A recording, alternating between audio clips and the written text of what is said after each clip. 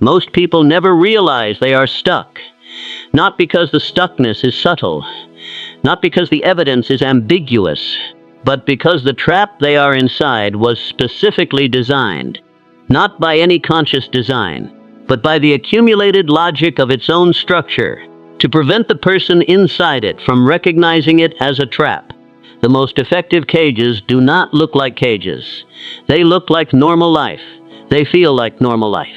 They are populated by other people who are also inside them, and who are also experiencing them as normal life. And the man inside one of them has no easy access to an outside perspective from which the shape of the cage is visible. This is the hidden trap. And today I want to do the one thing that the trap most effectively prevents. I want to show you its shape. The hidden trap has a specific structure. Understanding the structure is what makes it possible to see. It begins with need. The man has genuine needs for income, for social belonging, for the sense of meaning and purpose that comes from being engaged in something that seems to matter, for the security of knowing what tomorrow will look like. These needs are real. They are legitimate. There is nothing pathological about having them. The trap offers to meet these needs, not fully, not in the way that genuine flourishing would meet them, but adequately, sufficiently. The income covers the expenses with some left over. The social environment provides enough belonging to satisfy the baseline need. The daily activities provide enough engagement to prevent the kind of acute emptiness that would force a reckoning. The structure and predictability provide enough security to feel manageable, adequate, sufficient, enough. This is the trap's primary offering and its primary mechanism of retention, not the excellent, not the genuinely fulfilling. Enough to make departure feel unnecessary and risky, and more trouble than it is worth. And here is the structure's elegant feature. The trap is not holding the man against his will. There is no force. There is no compulsion. He is free to leave at any time. But leaving would require giving up the adequate income, which means a period of potentially no income, which means a period of genuine financial risk. Leaving would require exiting the social environment that provides adequate belonging, which means a period of potentially reduced belonging, which means a period of genuine social discomfort. Leaving would require departing from the predictable structure, which means a period of genuine uncertainty about what the next day will look like. All of these costs are real. They are not imaginary. And they are immediate. They would be felt now, in the short term, in exchange for benefits that would arrive later, in the medium or long term, if the departure was well-founded and well executed. And the immediate cost of departure, compared against the adequate adequacy of remaining, produces a calculation that almost always favors remaining. This is how the hidden trap holds without chains. Let me describe the specific forms the hidden trap takes, because recognizing your particular version of it is the beginning of the possibility of responding to it. The first form is the adequate career. The adequate career provides income. It may even provide income that feels genuinely good by the standards of what the man grew up expecting. It provides structure, professional identity, some degree of social belonging and recognition, and the experience of competence, of being someone who is good at what they do and is seen to be good at it. What it does not provide is the experience of doing the most important work the man is capable of doing, the work that draws on his actual deepest capabilities rather than a subset of them, the work that produces genuine engagement rather than competent going through the motions, the work that is building something that is genuinely his rather than someone else's enterprise, in which he is a well-compensated component. The adequate career feels like success from the outside. Income, stability, professional standing. And these things are genuine goods. I do not dismiss them. But inside the adequate career, the man who is honest with himself knows the difference between competent performance of someone else's work and the full engagement of his actual potential. And that difference, felt daily, absorbed into the texture of the life, is the cost the adequate career extracts. The second form is the adequate relationship. The adequate relationship provides companionship. It provides the social validation of partnership. It provides a shared domestic life that is functional and predictable. It may provide genuine affection and genuine care.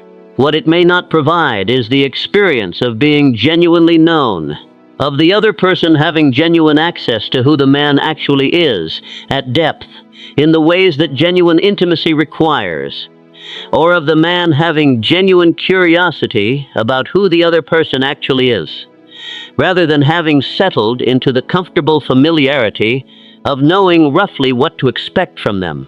The adequate relationship has the shape of a relationship, the domestic function, the social presentation, the history, and the shared life.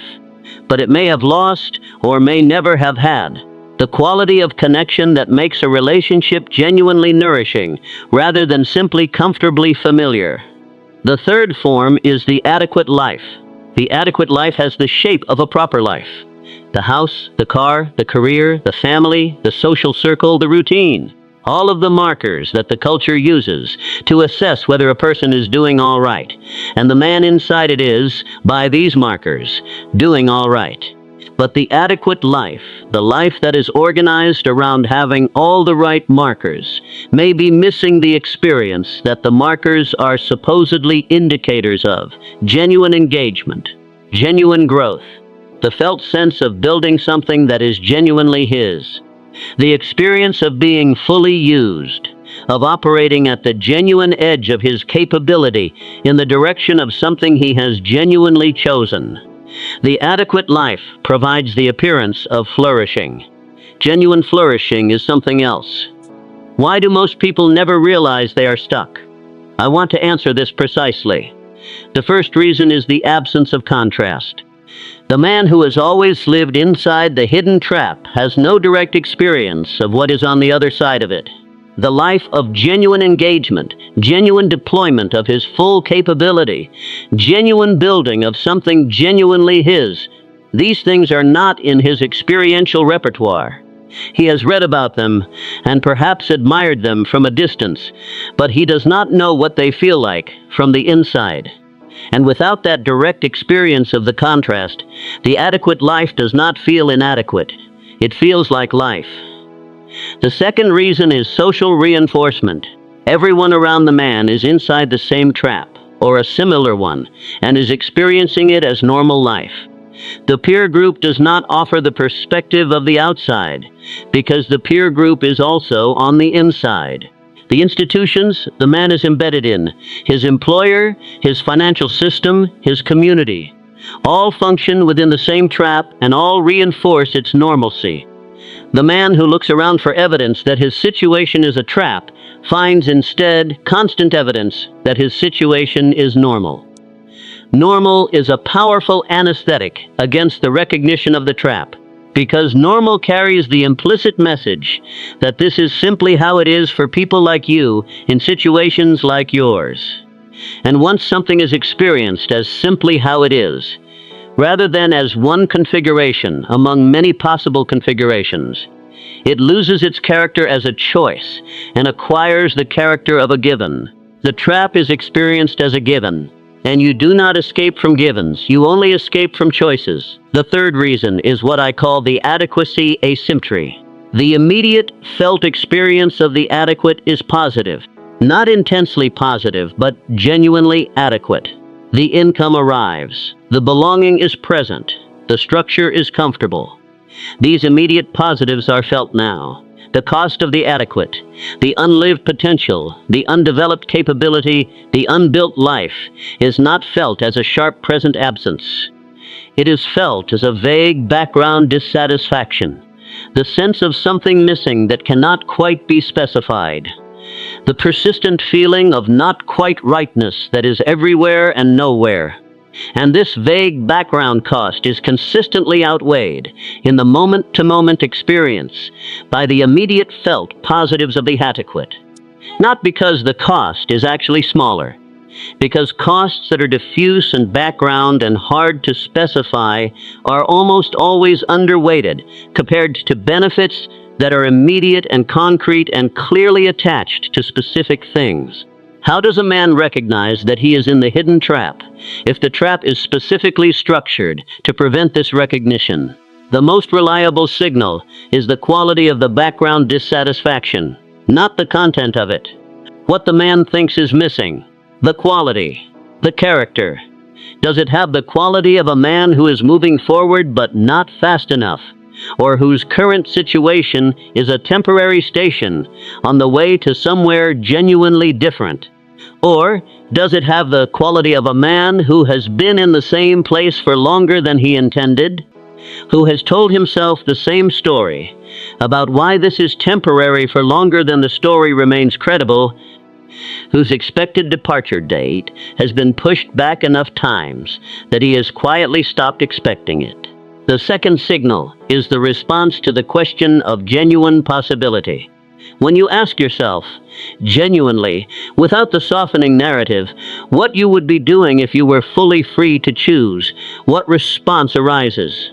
And more importantly, how does it feel to sit with that question? If the question produces a sense of aliveness, of genuine possibility, of direction that is genuinely exciting even if it is currently unrealized, the man is oriented toward the possibility of escaping the trap.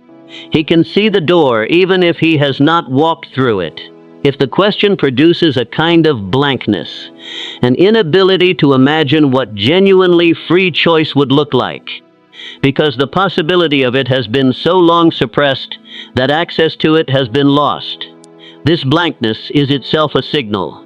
It is the signal of a man who has been in the trap long enough that the inside has become the entire visible world. Neither of these signals is a comfortable thing to encounter honestly. But encountering them honestly is the beginning of the possibility of change.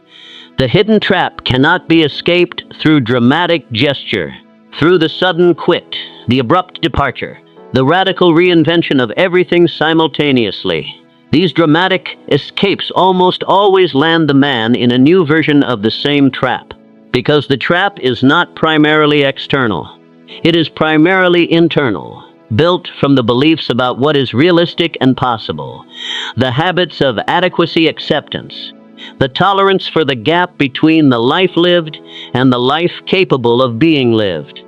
A man who changes his external circumstances without changing these internal conditions finds that the new circumstances quickly organize themselves into a new version of the familiar trap. The escape that lasts is the internal escape first, the recognition of the trap, the decision that the adequate is not sufficient, the commitment to genuine engagement with the question of what the man would build if he were building his own life, rather than the adequate version that accumulated by default, and then the gradual, deliberate, sustained work of building something genuinely different within the real constraints of the actual life. This is slower. It is less dramatic. It produces nothing visible for a long time, and it is the only escape that actually works.